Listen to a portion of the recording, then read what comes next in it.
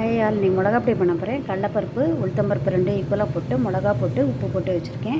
இதை எடுத்துகிட்டு அப்புறம் எள்ளு வறுக்க போகிறேன். எள்ளு மிளகா அப்படி 50 மில்லிகிராம் எள்ளு போட்டிருக்கேன். எள்ளு போட்டால் டேஸ்ட்டாக இருக்கும். அதனால தான் எள்ளும் போட்டு வறுத்தாச்சு. இப்போ அரைக்க வேண்டியதான் கரகரன்னு. அப்புறம் எள்ளு மிளகா அப்படி அரைச்சாச்சு. ரெடியாக எடுத்து டேஸ்ட்டாக இருக்கும். இந்த மாதிரிலாம் பண்ணி பாருங்கள். கமெண்ட் பண்ணுங்கள், சப்ஸ்கிரைப் பண்ணுங்கள். தேங்க்யூ ஸோ மச் ஃபார் வாட்சிங். மிளகா அப்படியே இப்படி டைட் ஃபிட் டப்பாவில் போட்டு மூடி டைட்டாக வச்சுட்டோன்னு வச்சுக்கோங்க.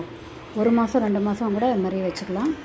இது வெல்லம் போட்டு அரைச்சி வச்சுருக்கேன். ஹஸ்பண்டுக்கும் பையனுக்கும். சில பேருக்கு வெல்லம் போட்டால் பிடிக்கும். எனக்கு வெல்லம் போடாமல் எள்ளு மிளகா அப்படி இந்த மெத்தடில் பண்ணி பாருங்கள். தேங்க்ஸ். சூப்பரான தக்காளி சட்னி நீங்கள் பண்ணுறேன். 8 தக்காளியை மிக்சியில் அரைச்சி விட்டு கடுகு தாளிச்சு போட்டு தக்காளியை போட்டு உப்பு காரப்பொடி வெந்தயப்பொடி பெருங்காயப்பொடி கொஞ்சோண்டு துளி பிஞ்சு சர்க்கரையும் போட்டேன். வேணுங்கிற எண்ணெய் விட்டேன், நல்லெண்ணெய். சூப்பரான தக்காளி தொக்கு ரெடி ஆகிடுத்து. இந்த மெத்தடில் பண்ணி பாருங்கள். டேஸ்ட்டாக இருக்கும். கமெண்ட் பண்ணுங்கள், சப்ஸ்கிரைப் பண்ணுங்கள். தேங்க்யூ. தொக்கு இந்த மெத்தடில் பண்ணிவிட்டு டப்பாவில் டைட் ஃபிட்டாக மூடி வச்சுடலாம்.